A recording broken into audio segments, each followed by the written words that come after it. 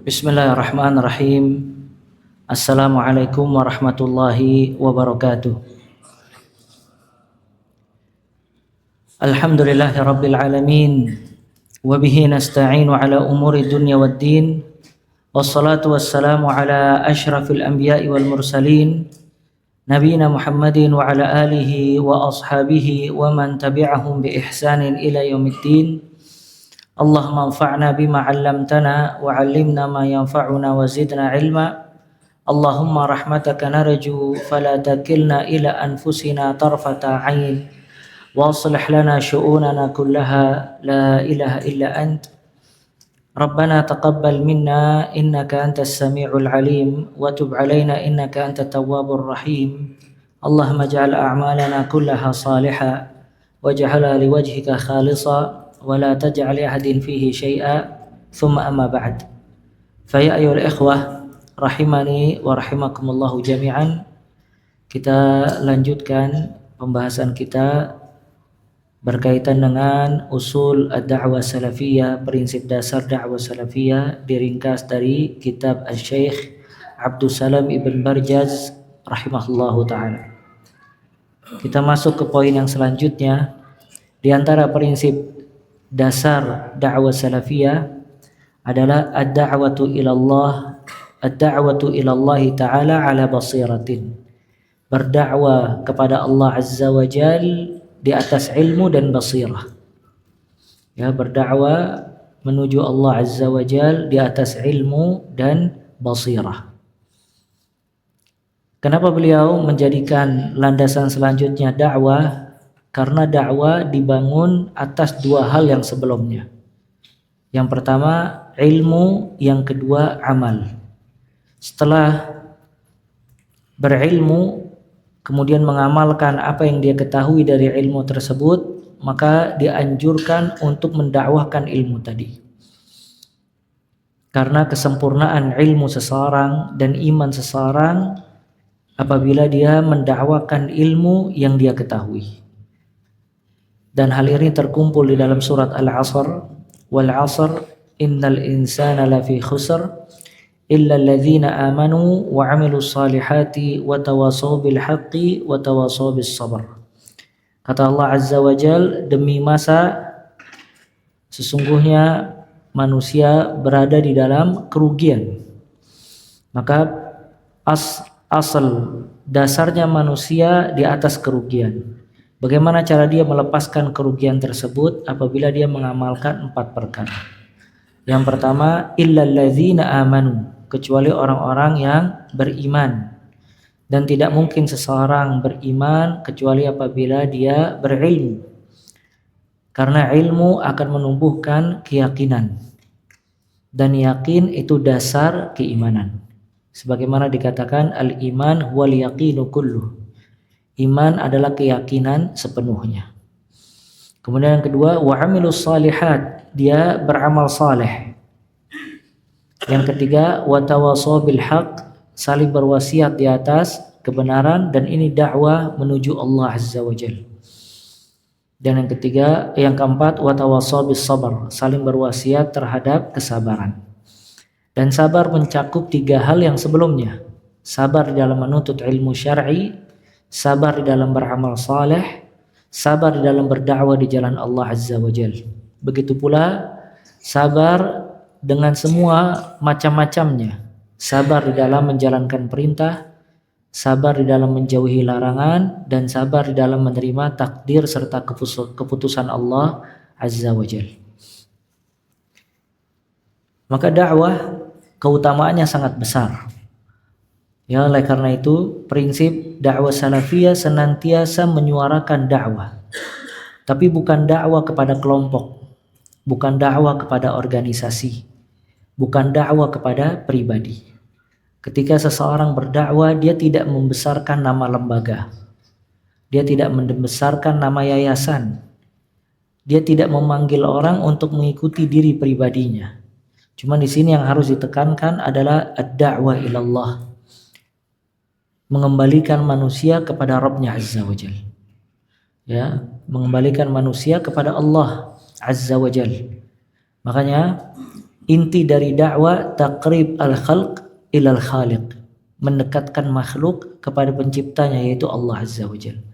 Bagaimana dia menyampaikan ilmu, memberikan peringatan, memberikan nasihat, mengisi kajian, khutbah dan yang lainnya, ingin mengembalikan manusia kepada Rabbnya Azza wa Jalla. Adapun dia hanya perantara antara manusia dengan Allah Azza wa Jalla. Oleh karena itu kenapa da'i mendapatkan pahala yang sangat besar? Karena dia memiliki peran wasilah perantara. Dia perantara antara Allah dengan manusia yang lain. Manusia bisa kembali kepada Rabbnya Azza wa Jalla, yang berbuat dosa bertaubat, yang lalai bangkit dan kembali taat, yang kufur kembali Islam, yang sesat menuju hidayah Allah Azza wa Jalla. Nah, dia perantaranya. Ya, maka perantara memiliki peran yang penting. Maka dia harus kembalikan semuanya kepada Allah Subhanahu wa ta'ala, mendekatkan makhluk kepada penciptanya yaitu Allah Azza wa Jalla. Ya, oleh karena itu kesalahan yang besar apabila seseorang berdakwah ingin membesarkan lembaga ya yang mungkin dia dirikan, maka dia membangun asasnya bukan kepada Alkitab dan As-Sunnah. Dia bukan mengembalikan manusia kepada Allah Azza wa Jalla, cuma loyalitasnya terhadap lembaga tersebut. Kalau misalnya orang itu tidak ikut di lembaga tadi, maka dia katakan bukan salafi. Maka ini bukan dakwah salafiyah. Karena dakwah salafiyah dakwah kepada siapa? Allah Azza wa Jalla semata. Bukan partai, bahkan bukan kepada dirinya. Makanya seorang da'i tidak boleh dia memaksa orang untuk mengikuti pendapat dan keinginannya. Dia hanya menyampaikan apa yang diperintahkan oleh Allah dan juga Rasulnya alaihi salatu wassalam. Kalau manusia menerima nasihat tersebut, dia senang. Bukan karena peran dia, karena manusia kembali kepada Rabbnya Azza wa Jalla. Kalau manusia menolak apa yang dia sampaikan tadi, boleh dia marah. Bukan karena pribadinya ditolak nasihat atau peringatannya, cuman karena manusia jauh dari jalan Allah Azza wa Jalla. Makanya kekuatan dakwah yang dimiliki oleh seseorang sesuai kadar kedekatan dia kepada Allah Azza wa Jalla. Apabila seorang da'i semakin dekat kepada Allah Subhanahu wa ta'ala, semakin takut kepada Allah Subhanahu wa ta'ala, semakin tidak memiliki kepentingan, ikhlas di dalam berdakwah, maka semakin besar dan semakin besar serta semakin berpengaruh nasihat dan kalimat yang dia sampaikan. Dan semakin dia memiliki kepentingan, sedikitnya ikhlas atau ta'assub, dakwah dibangun di atas fanatik, ya, atau ingin membesarkan sesuatu selain Allah Azza wa Jal, maka semakin lemah dakwah yang dia sampaikan. Maka para ulama menjelaskan kiat yang paling terbesar seseorang menjadi ad-da'iyah an-najihah, seorang da'i yang sukses dan berhasil, yang pertama adalah dia ikhlas buat Allah dan tidak ada kepentingan di dalam dakwanya, melainkan dia mengharapkan pahala di sisi Allah Subhanahu wa ta'ala. Makanya kalau antum baca Al-Quranul Karim, semua para nabi mereka mengatakan la as'alukum alaihi ajra, la as'alukum alaihi mala. Aku tidak meminta kepada kalian harta dan aku tidak meminta kepada kalian upah. Kenapa mereka mengatakan itu para nabi? Karena menekankan dan mengingatkan kepada kaumnya, aku berletih di dalam berdakwah, aku sampaikan ini firman Allah siang dan malam, dan tidak ada keinginan dariku untuk mengambil sesuatu upah darimu atau sesuatu yang engkau miliki. Sesungguhnya aku menyampaikan ini murni hanya mengharapkan pahala di sisi Allah Azza wa Jalla. Makanya satu kaum ketika mengetahui seseorang menghabiskan waktu, tenaga, pikirannya untuk berdakwah di jalan Allah Azza wa Jalla, dan dia mengetahui kalau orang tersebut tidak menginginkan sesuatu dari dirinya, itu akan membuat mindset dia terbuka. Karena kalau seseorang bekerja, kepala jadi kaki, kaki jadi kepala, lembur dan yang lainnya, dia berharap apa? gaji yang bisa dia bawa pulang. Dan ini dia berdakwah. Kadang seorang dai waktunya bisa lebih banyak dibandingkan orang yang bekerja. Dan dia menghabiskan semua waktunya, tenaganya. Di samping itu dia mendapatkan gangguan, celaan, ocehan, ya, ancaman dan seterusnya tanpa mengharapkan sesuatu dan imbalan dari manusia.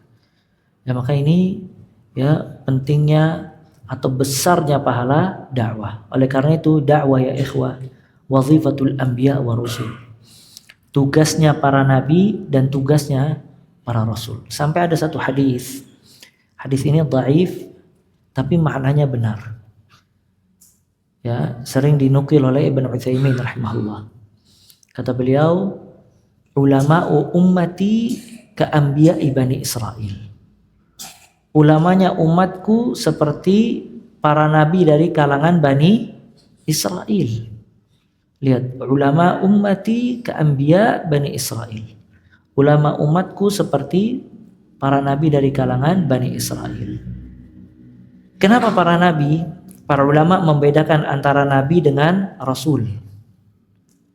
Sebagian mengatakan kalau nabi dia yang menjalankan estafetnya dakwah rasul. Rasul diberikan oleh Allah Azza wa Jalla syariat, kemudian disampaikan kepada kaumnya.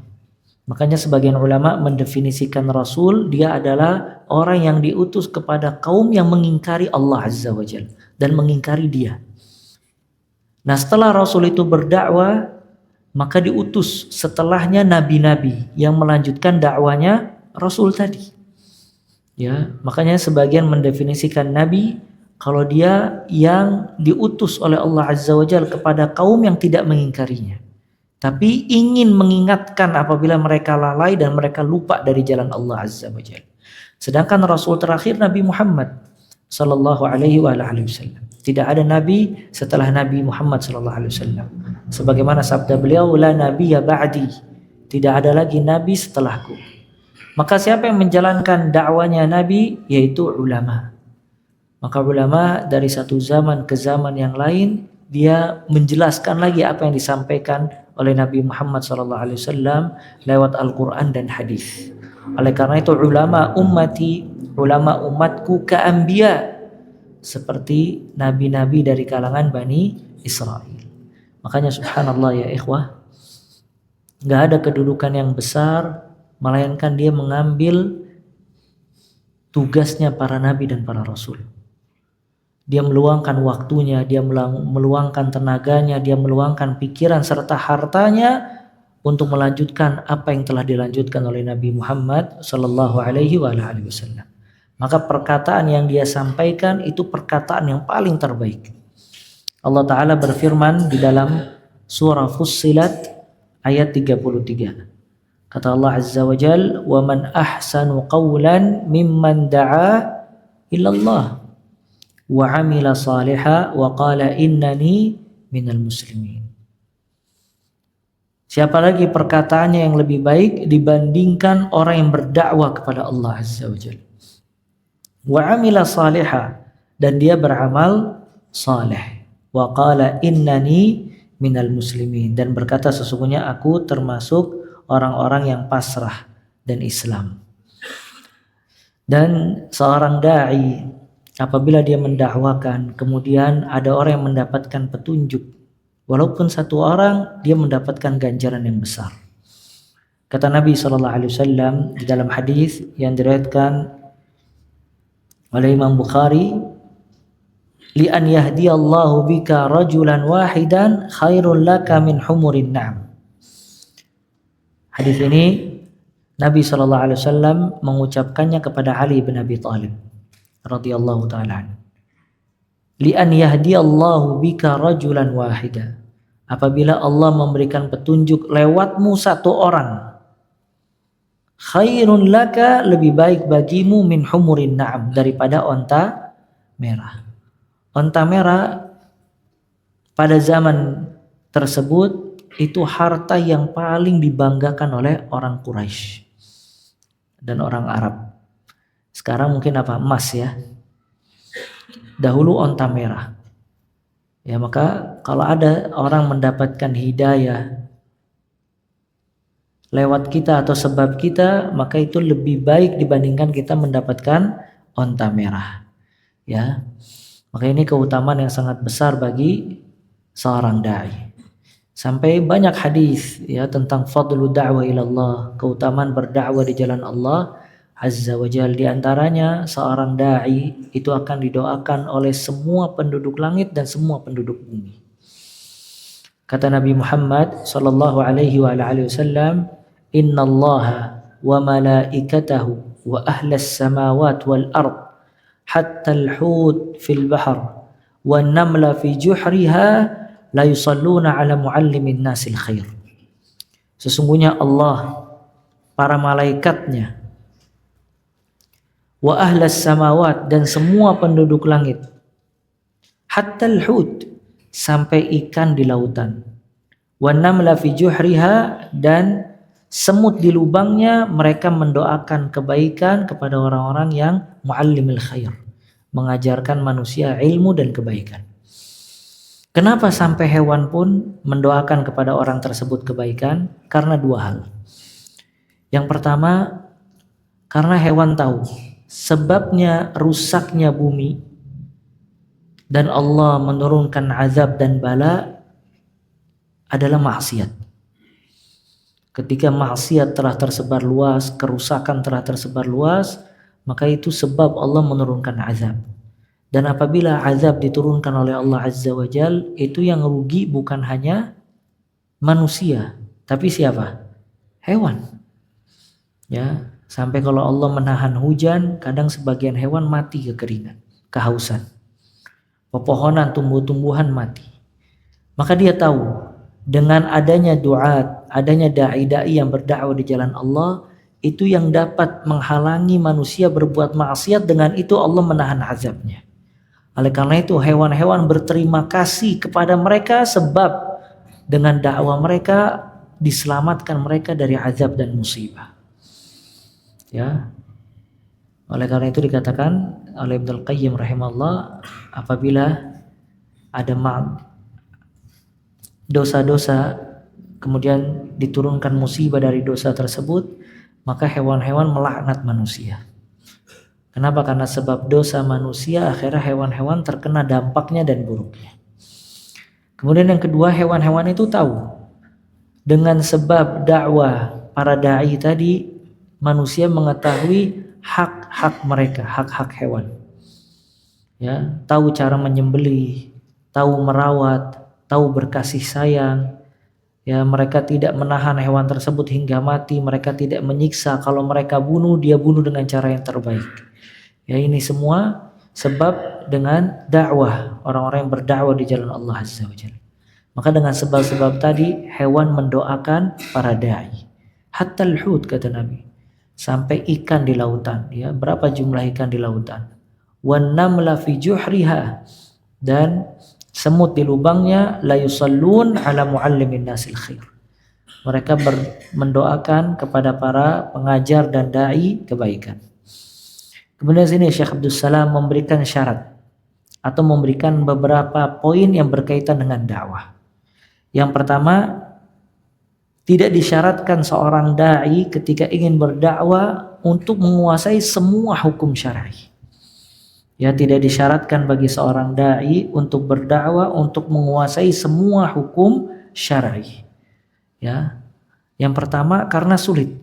Yang kedua, kalau seseorang tidak berdakwah kecuali dia harus menguasai semua hukum syar'i, maka tidak ada yang akan berdakwah.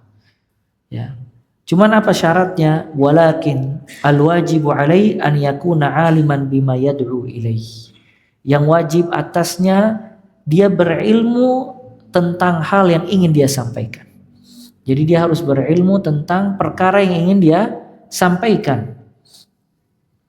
Ya, kalau dia ingin menyampaikan masalah tauhid, artinya dia harus berilmu berkaitan dengan tauhid. Kalau dia ingin menyampaikan tentang masalah syirik, dia harus berilmu yang berkaitan dengan syirik. Kalau dia ingin menyampaikan masalah salat, dia harus berilmu yang berkaitan dengan salat. Ya, kata Nabi sallallahu alaihi wasallam, "Ballighu anni walau ayah. Sampaikanlah kepadaku walaupun satu ayat. Ya. Jadi nggak mesti dia menguasai semua ahkam syar'i, semua hukum syar'i, tapi wajib atasnya untuk dia menyampaikan ilmu, dia berilmu akan perkara yang ingin dia sampaikan. Ya, itu wajib atasnya. Kalau tidak, maka dikhawatirkan dia akan berkata tanpa ilmu. Ya. Idza arafa al-muslim ayatan, apabila seorang muslim memahami satu ayat lewat para ulama dan para ahli tafsir, atau memahami satu hadis dari hadis-hadis Rasul, atau memahami satu hukum dari ahkam asy-syar'iyyah lewat jarul ulama, maka dia boleh sampaikannya kepada manusia.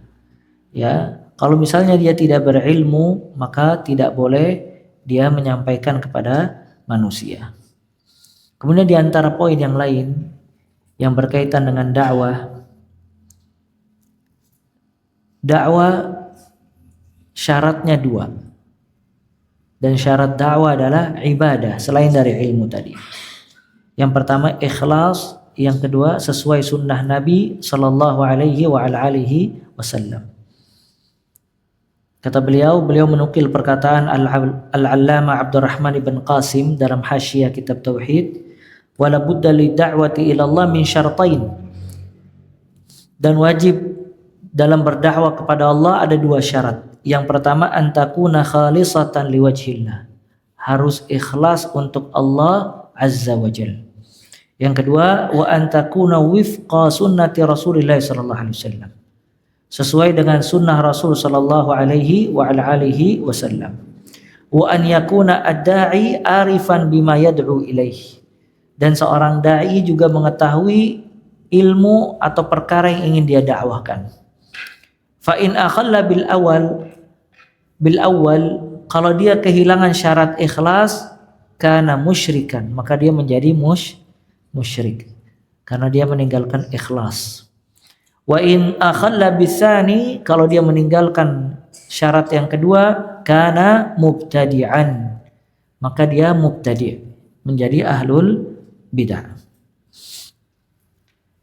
Kemudian poin yang lain yang berkaitan dengan dakwah ini yang ditekankan juga, kata beliau inna wasaila da'wa ilallah tauqifiyah, sesungguhnya wasilah atau sarana dakwah adalah tauqifiyah. Sarana dakwah adalah tauqifiyah. Apa tauqifiyah? Ya, ini istilah mustalah yang sering dipakai oleh para ulama. Tauqifiyah atau tauqif itu maksudnya harus sesuai dengan Al-Quran dan As-Sunnah. Terhenti pelaksanaannya sesuai dengan dalil Al-Quran dan As-Sunnah. Itu namanya tauqifiyah. Ya, jadi semua sarana dakwah dasarnya tauqifiyah, harus sesuai Al-Quran dan As-Sunnah. Ya. Nah, di sini ada khilaf di antara para ulama. Apa hukum sarana-sarana di dalam berdakwah yang tidak ada petunjuknya dari Nabi Muhammad sallallahu alaihi wasallam? Al-wasail fi dakwah. Sebagian ulama mengingkari, mereka mengatakan tidak ada wasail di dalam dakwah. Dakwah harus sesuai petunjuk Nabi Muhammad sallallahu alaihi wasallam. Sebagian lagi membolehkan tapi dengan syarat, dan ini pendapat yang kuat. Dan bukan tujuan. Karena kaidahnya mengatakan al-wasail la ahkam wa maqasid. Sarana di dalam Islam memiliki hukum-hukum dan maksud. Selama sarana itu boleh, maka boleh dipakai di dalam berdakwah apabila tidak ada pelanggaran syar'i. Namun kalau sarana itu terdapat pelanggaran syar'i, maka tidak boleh dijadikan dakwah. Karena dikhawatirkan dari sarana ini dia dijadikan tujuan, kemudian ditinggalkan yang aslinya, yang asasnya. Asas dakwah mengembalikan manusia kepada Allah, ikhlas sesuai sunnah Nabi SAW. Maka kalau misalnya memang dibutuhkan sarana dan wasilah boleh, cuman dia bukan tujuan. Dia ingin menjadikan sarana tersebut sebagai sebab tersampainya dakwah kepada manusia. dan bukan terus-menerus dilakukan. Ya, dan juga bukan berlebihan di dalam sarana. Dan apabila sarana tersebut ada mukhalafah, ada pelanggaran syar'i, maka tidak boleh dijadikan sarana untuk berdakwah. Di antara sarana yang terlarang seperti sarana tarekat tasawuf, yang dia berdakwah lewat nyanyian-nyanyian dan juga lagu-lagu. Dulu misalnya terkenal ada lagu Tombok Hati ya, Tombok Hati atau apa tuh? Obat Hati. Ya. Sebagian orang menjadikan lagu sarana untuk dakwah agar manusia itu kembali kepada Allah lewat lagu-lagu tersebut, seperti nada dan dakwah. Nah, ini tidak boleh karena lagu hukum dasarnya adalah haram, maka dia tidak boleh dijadikan sarana. Begitu juga misalnya sarana-sarana yang terlarang, wayang. Ya, wayang dijadikan sarana untuk dakwah, itu tidak boleh. Sebagian juga seperti yang dilakukan oleh Ikhwanul Muslimin. Mereka menjadikan sarana dakwah itu tamthiliyah atau masrahiyah. Apa itu tamthiliyah atau masrahiyah? Kalau memamerkan orang menjadi peran sesuatu apa namanya? Seperti Afwan. Dulu terkenal film Umar bin Khattab. Itu tamthil atau masrahiyah. Ya, apa tuh bahasa Indonesianya? Drama. Drama. Dia jadikan drama. Itu tidak boleh. Kenapa? Karena pertama ada mempermisalkan kekufuran ketika sahabat masih berbuat syirik. Akhirnya dia menyembah patung, sujud kepada patung. Kemudian minum khamr. Dan juga menjadikan Umar dengan sosok si artis fulan, terlepas dari aktor Umar bin Khattab, dia mabok atau jadi artis fasik lagi dia. Dan yang lainnya. Nah, ini dibangun oleh Ikhwanul Muslimin. Makanya kalau antum lihat film tersebut, editornya dan yang lainnya itu ulama-ulama harokah. Nah, maka tamthiliyah, drama seperti ini dilarang di dalam agama Islam. Tidak boleh dijadikan sarana untuk berdakwah. Sebagian orang mungkin di acara-acara tertentu dia ingin berdakwah.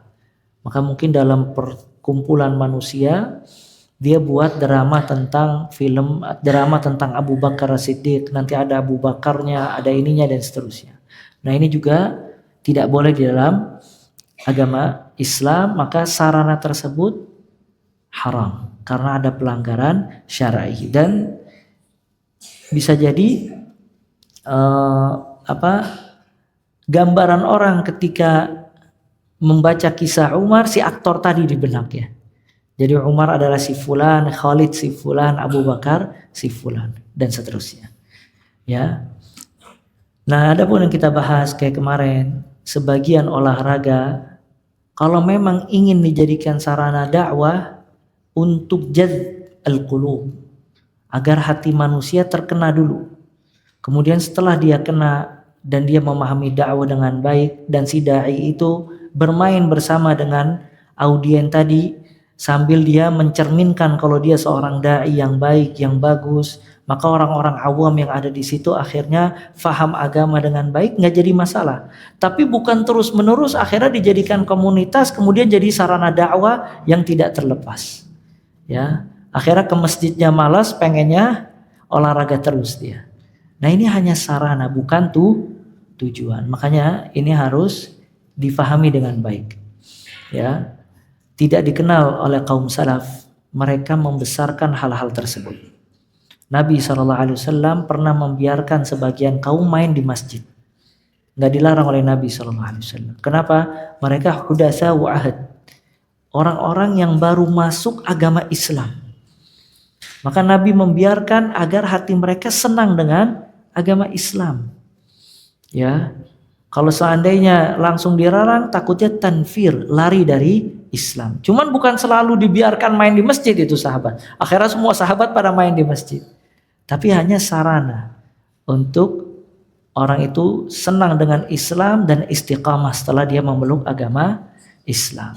Nah, jadi al-wasail ya ikhwah, sarana di dalam berdakwah itu boleh selama tidak melanggar syar'i, tapi bukan tujuan.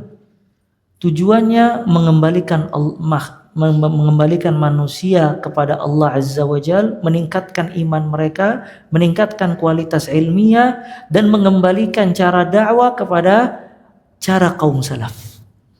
Ya, cuman metodenya dengan cara-cara atau wasilah-wasilah yang mubah hanya untuk menarik perhatian dan juga mengikat hati. Sampai sini bisa difahami ya. Makanya apabila seseorang berlebihan di dalam hal-hal yang tidak pernah ditekankan oleh kaum salaf, maka dia akan berpaling jauh dari hadis Nabi, petunjuk Nabi Muhammad sallallahu alaihi wasallam. Akhirnya sebagian orang meluangkan waktu untuk hal-hal tersebut, malas untuk datang ke masjid mengkaji kajian. Bahkan sebagian orang menghabiskan waktu untuk menjalani hobi, bertahun-tahun dia merasa kalau itu dakwah, sampai dia tidak pernah menghafal hatta juz amma. Ya. Sampai dia tidak tahu mana tauhid, mana syirik. Dia tidak tahu mana sunnah, mana bid'ah. Kenapa? Karena berlebihan di dalam sarana, meninggalkan inti dari dakwah. Ya. Dan kita telah bahas di antara prinsip dakwah salafiyah, dia menekankan apa? Ilmu. Maka terus yang dikaji adalah ilmu. Ya, dan terus meningkatkan kualitas ilmunya. Ya, dan ilmu ini bahar la sahilalah. Ilmu bagaikan lautan yang enggak ada tepinya. Makanya orang kalau udah masuk ke dalam lautan, dia menuntut ilmu syar'i, dia merasa kalau ujungnya itu tidak ada. Oleh karena itu Imam Syafi'i rahimahullah berkata, al-ilmu arba'atu arba'. Ilmu itu 4 bagian. Yang pertama, kalau orang masuk menuntut ilmu syar'i, yang pertama kali dia masuk mesti merasa kalau dia telah berilmu luar biasa. Makanya orang kalau awal ngaji langsung bid'ah, haram. Pulang ke rumah semua dibid'ahin. Foto keluarga di ruang tamu diambil, dibakar sama dia. Sampai orang tuanya bingung, ini kok anak-anak kenapa gitu. Itu tahap pertama. Kalau dia terus belajar, dia masuk ke tahap kedua. Tahap kedua, kalau dia baru merasa apa yang belum dia ketahui lebih banyak daripada yang dia ketahui, maka mulai tawadhu dia. Ya, mulai banyak wallahu a'lam ya. Kalau ditanya wallahu a'lam. Masuk tahap ketiga. Tahap ketiga, dia merasa kalau dia bukan siapa-siapa. Makanya subhanallah, Imam Ahmad dengan puncaknya ilmu, paling banyak yang dia katakan la adri, ana nggak tahu, dan juga wallahu a'lam. Semoga di situ ada khilaf. Imam Malik rahimahullah, ada orang datang ke beliau, kemudian membawa beberapa pertanyaan. Enggak dijawab oleh Imam Malik kecuali 3 atau 4 pertanyaan. Sampai kata orang tersebut, wahai Imam, ana datang kepada Anda dari tempat yang jauh, membawa banyak pertanyaan, Anda tidak jawab kecuali sedikit. Kata dia, kamu balik ke kampung kamu, kamu katakan ke semua orang yang ada di kampung kamu kalau Imam Malik gak bisa jawab, cuma mengatakan la adri, gak tahu. Ya. Dan kalau udah sampai derajat keempat, baru dia tahu ternyata tidak ada orang yang biasa menguasai ilmu sama sekali. Nah, jadi orang kadang baru masuk tahap ke 1 berhenti dia. Nah, ini yang bahaya. Jadi semuanya dibid'ahin, semua disalahi, semua dikritiki, tapi lupa diri. Kenapa? Karena dia baru masuk di permulaannya, belum masuk pintu masuk ke rumah dia. Ya. Akhirnya sibuk dengan hobi-hobi tadi, dia nggak bisa sampai derajat kedua, ketiga, bahkan keempat. Bisa difahami ya ikhwah ya? Nah, ini inti dari ilmu dan inti dari dakwah. Dakwah di jalan Allah Azza wa Jalla. Dan juga yang berkaitan dengan dakwah ya ikhwah, yang ingin Anda tekankan di sini, wasiat Nabi Muhammad SAW kepada Mu'adz ibn Jabal dan Abu Musa al-Asy'ari radhiyallahu taala anhu. Ini wasiat azim, wasiat yang agung dan bagus. Nabi SAW ketika mengutus Mu'adz ibn Jabal dan Abu Musa al-Asy'ari ke Yaman, Nabi mewasiatkan beberapa wasiat. Apa wasiat Nabi SAW? Yang pertama, yassira wa la tu'assira. Berbuat mudahlah kalian berdua, jangan menyulitkan. Yang kedua, basyira wala tunaffira. Berilah kabar gembira, jangan membuat orang lari, tanfir. Yang ketiga, ijtami'a wala tatafarraqa. Berkumpullah kalian berdua, jangan berpecah belah. Lihat, ini 3 wasiat Nabi Muhammad SAW. Kalau seandainya dipraktikkan oleh seorang yang berdakwah, maka dakwanya akan diberikan oleh Allah keberkahan yang sangat banyak. Yang pertama apa, ikhwah? Yassira wala tu'assira. Mudahkanlah, jangan mempersulit. Ya. Jadi dakwah ini taisir, kemudahan. Bukan ta'sir, kesulitan. Semua orang yang ada kaitan dengan dakwah maka harus memberikan kemudahan. Bukan sebaliknya kesulitan. Karena kalau dikasih kesulitan, maka orang ini akan merasa ilmu dan agama Islam ini sulit. Ya. Sedangkan Islam itu kata Nabi SAW, inna dina yusrun. Sesungguhnya agama ini mudah. Contohnya, katakanlah seorang da'i, dia ditanya tentang satu masalah. Yang datang orang awam yang tidak tahu apa-apa. Dia tanya, Ustadz, misalnya, ana tadi sholat. Setelah sholat, ana baru ingat, ternyata ana belum wudu. Apakah ana harus mengulang sholat ana apa tidak? Akhirnya si dai ini menjelaskannya, jadi di situ ada khilaf di antara para ulama. Mazhab Abu Hanifah seperti ini, mazhab Malik seperti ini, mazhab Syafi'i seperti ini, mazhab Ahmad seperti ini. Ya, kemudian dalilnya seperti ini, seperti ini. Terus Ahmad juga ada 2 pendapat, Syafi'i 3 pendapat. Akhirnya orang itu keblinger, nanti dia bingung. Padahal cukup dikatakan kepada orang tersebut, antum wudu lagi, kemudian ulangi sholat antum. Ya, nah ini termasuk taisir di dalam menjawab fatwa.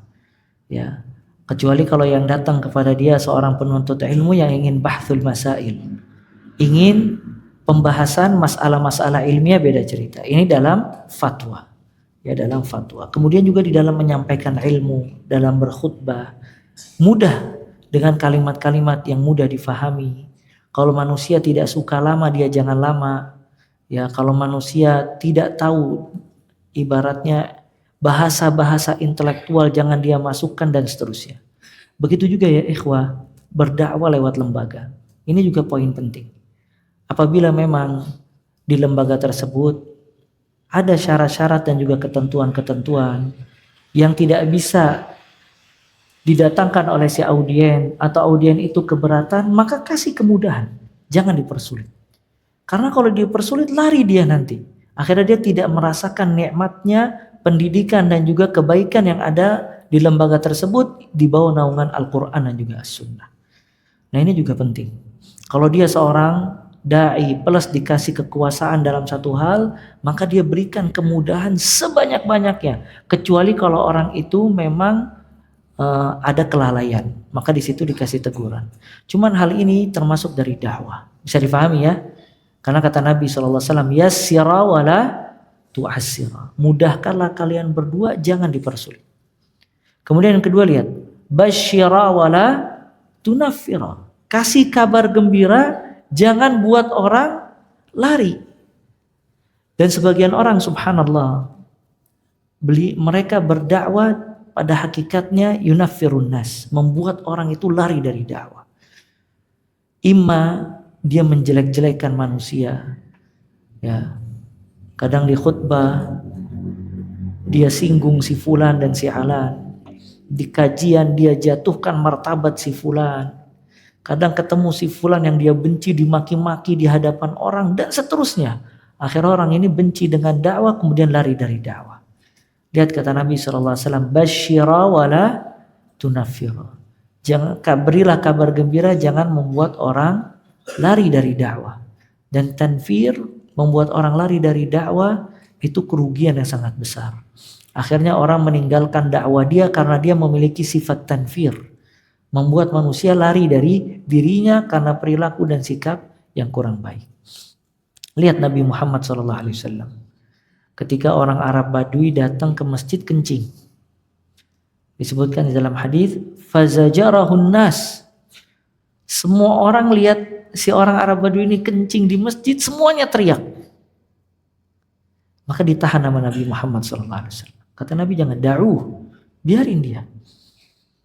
Selesai Arab Badui tadi kencing, maka disuruh ngambil air, disiram kencingnya tersebut, kemudian dipanggil orang Arab itu sama Nabi SAW.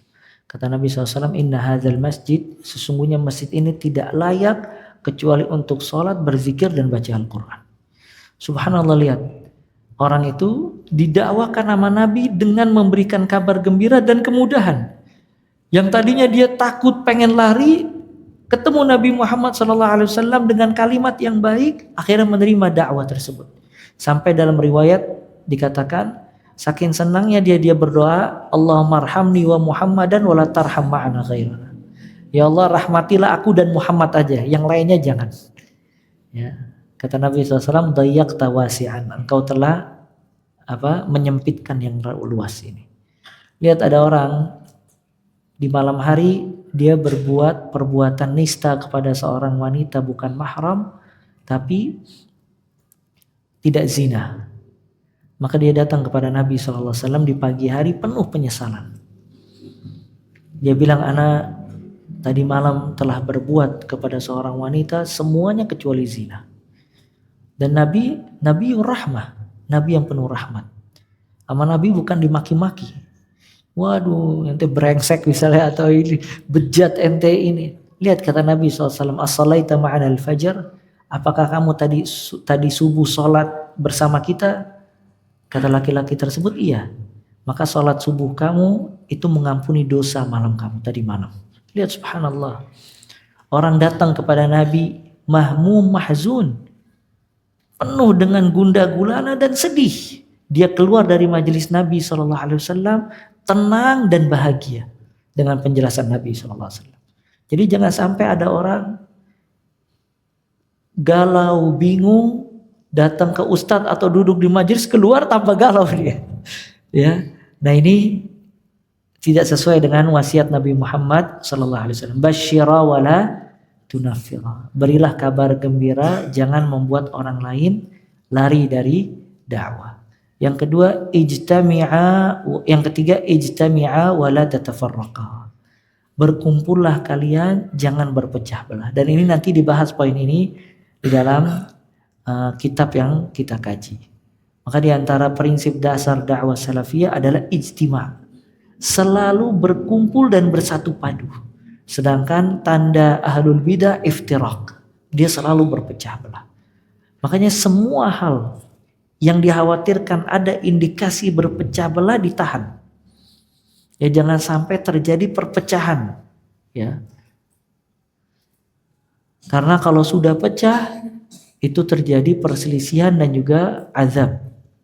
Ya, makanya di sini pentingnya ijtima', berkumpul, bersatu padu. Makanya Mu'adz dengan Abu Musa al-Asy'ari, dia berdakwah bersama ke Yaman dan pulang masih bersatu padu, tidak berpecah belah. Ya. Nah, ini ijtima' penting.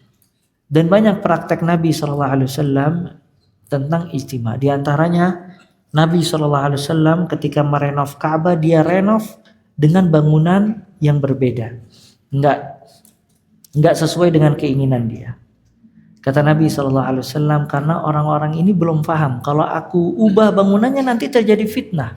Dan kalau terjadi fitnah terjadi perpecahan.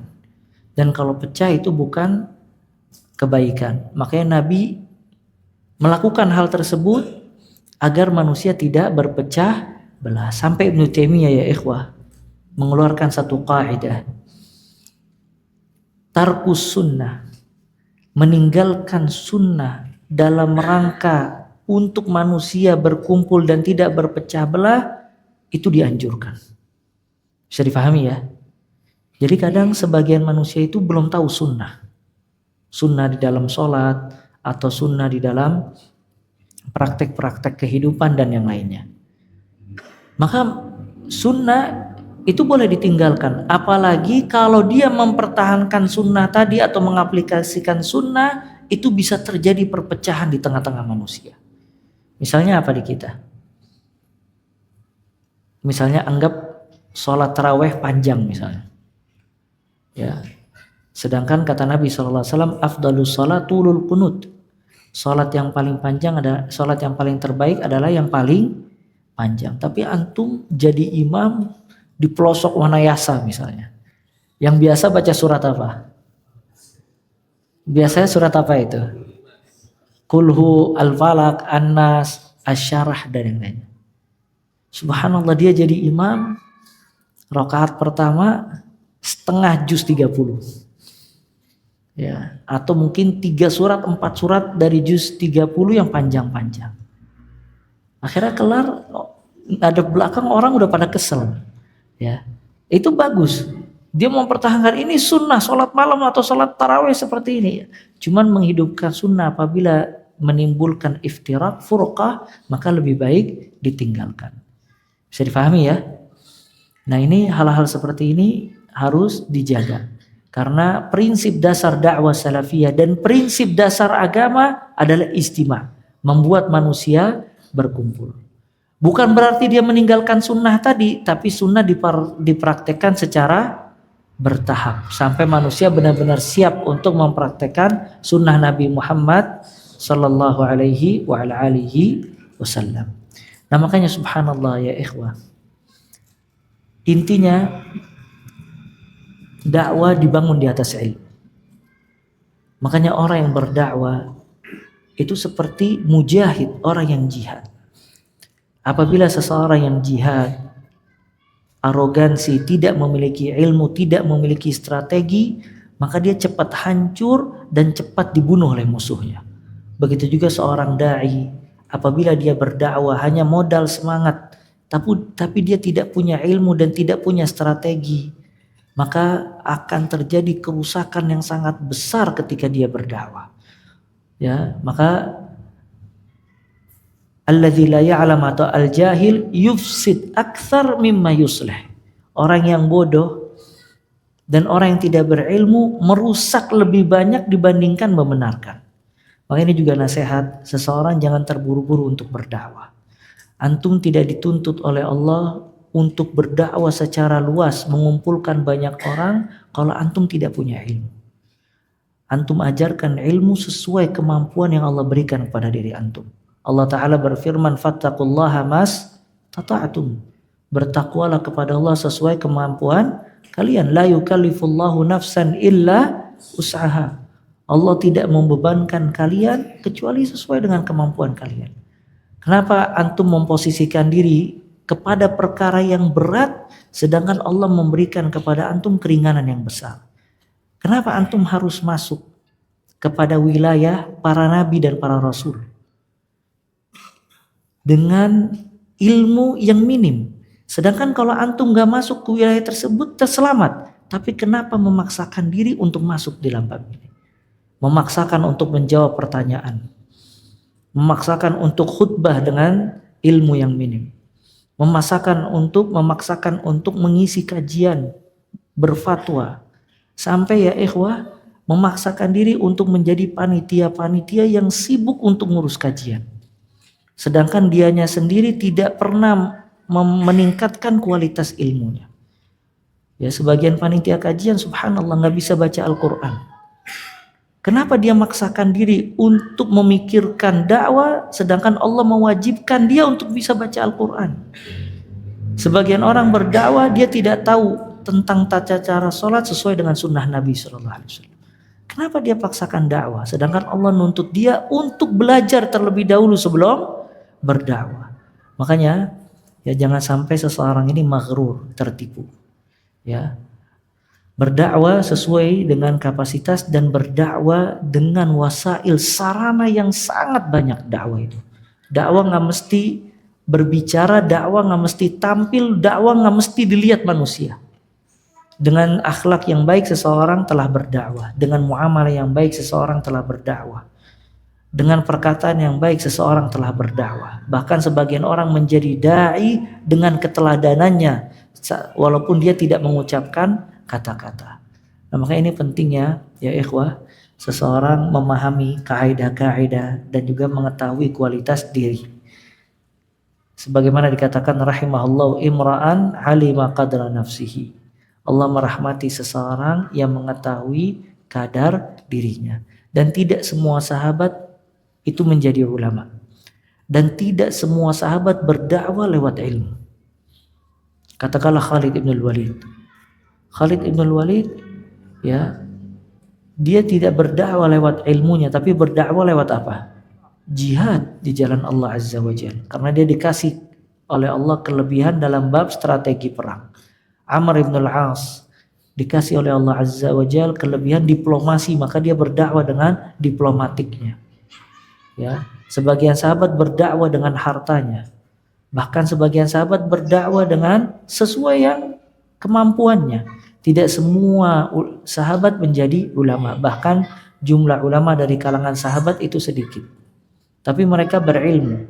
Ya cuman mereka memposisikan dirinya sesuai dengan kemampuannya. Bisa dipahami ya? Dan semoga bermanfaat. Ya kita tutup nada kafaratul majlis. Subhanakallah bihamdik asyhadu an la ilaha illa anta astaghfiruka wa atubu ilaik. Wa sallallahu alaihi wa baraka ala abdika rasulika Muhammad wa akhiru da'wana alhamdulillahi rabbil alamin. Assalamualaikum warahmatullahi wabarakatuh.